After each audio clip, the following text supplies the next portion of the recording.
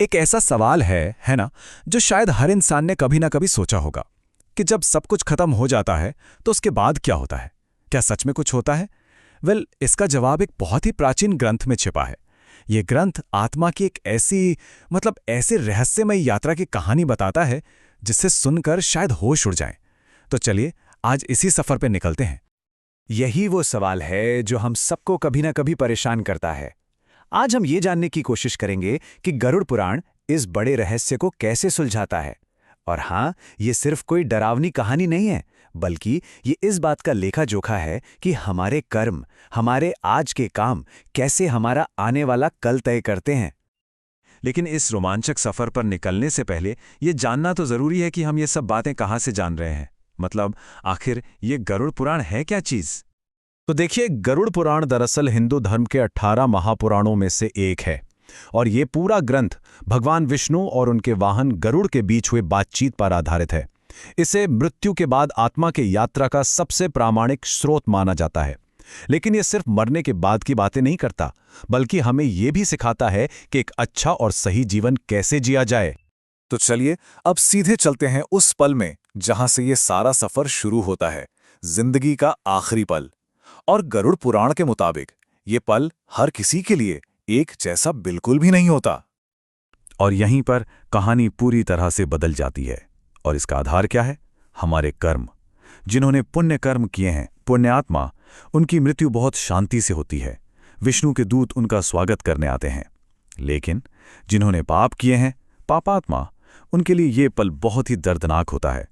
भयानक यमदूत आते हैं और आत्मा को जबरदस्ती बांध कर ले जाते हैं। हाँ, एक चीज दोनों के साथ होती है, उनकी पूरी जिंदगी एक फिल्म की तरह उनकी आंखों के सामने घूम जाती है।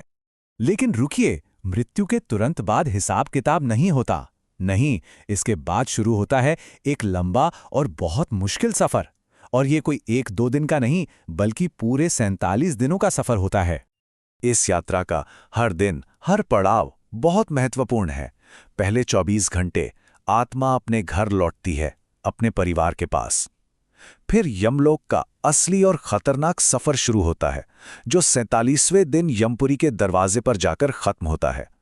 और पता है, इस दौरान परिवार जो पिंडदान और दूसरे अनुष्ठान करते हैं, उससे आत्मा को इस मुश्किल सफर में ताकत मिलती है। इस सफर का शायद सबसे खौफनाक पड़ाव है वैतरणी नदी। सोचिए, एक नदी जो खून और हड्डियों से भरी हुई है, और इसे पार करने का सिर्फ एक ही तरीका है, आपके अच्छे कर्म। जिन्होंने जीवन में दान पुण्य किया है, खासतौर पर गौदान, वो इसे आसानी से पार कर लेते हैं। लेकिन पापी आत्माएं इसमें डूबकर तड़पती हैं। साफ है, जैसा आप यहां करेंगे वैसा ही वहां भरेंगे। तो 47 दिनों के इस मुश्किल सफर के बाद आत्मा आखिरकार अपनी मंजिल पर पहुंचती है। अब वक्त है फैसले का। जी हां, वो घड़ी जहां जिंदगी के हर एक पल का हिसाब होना है। और ये फैसला, ये न्याय बहुत ही व्यवस्थित तरीके से होता है। आत्मा को धर्मराज यानी यमराज की सभा में लाया जाता है। वहां चित्रगुप्त, जो कि एक तरह से दिव्य रिकॉर्ड कीपर हैं, वो जीवन की पूरी किताब खोल देते हैं। और इस किताब में सिर्फ आपके काम नहीं, बल्कि आपकी सोच, आपके शब्द, सब कुछ लिखा होता है। कुछ भी छिपा नहीं रहता। और इसी के आधार पर तय होता है कि आगे क्या होगा। तो फैसले के बाद क्या होता है?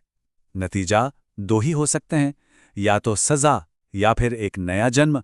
चलिए देखते हैं कि कर्मों का फल आखिर मिलता कैसे है। गरुड़ पुराण में कुल 28 तरह के नरकों के बारे में बताया गया है, और हर नरक एक खास पाप के लिए बना है। सजा का सिस्टम बड़ा सीधा और साफ है। जैसे धोखा देने या झूठ बोलने वालों को रौरव नाम के नरक में विषैले सांपों के बीच फेंक दिया जाता है। जानवरों की हत्या करने वालों को कुंभी पाक में खौलते तेल के कड़ाहों में उबाला जाता है। और धन की चोरी करने वालों को तामिश्रम में डंडों से बेरहमी से पीटा जाता है। मतलब जैसा पाप, ठीक वैसी ही सजा। नरक की सजा काटने के बाद आत्मा जन्म मृत्यु के चक्र में वापस आ जाती है। और ये चक्र बहुत बड़ा है। कुल 84 लाख तरह के जीव जंतुओं की योनियां हैं, कीड़े मकोड़ों से लेकर इंसान तक। और इस ग्रंथ के मुताबिक इंसान का जन्म मिलना बेहद मुश्किल और बड़े पुण्य कर्मों का फल होता है। लेकिन इन सब कहानियों का मकसद सिर्फ डराना नहीं है। नहीं, गरुड़ पुराण का असली संदेश हम जिंदा लोगों के लिए है। ये एक तरह से हमारे लिए गाइड बुक है, जो हमें सही रास्ता दिखाती है। तो सबसे बड़ी सीख क्या है? वो ये है कि गरुड़ पुराण हमें सही और गलत का फर्क समझाता है। ये हमें सत्य के रास्ते पर चलने, दान करने, अच्छा व्यवहार रखने और श्राद्ध जैसे अपने पारिवारिक कर्तव्यों को पूरा करने पर जोर देता है। सीधी सी बात है, आज हम जो करेंगे वही कल हमारी किस्मत तय करेगा। और आखिर में गरुड़ पुराण का सबसे गहरा सच शायद इसी एक लाइन में छिपा है। ये हमें याद दिलाता है कि शरीर भले ही खत्म हो जाए, लेकिन आत्मा का सफर जारी रहता है, और उस सफर का रास्ता हमारे आज के कर्म तय करते हैं।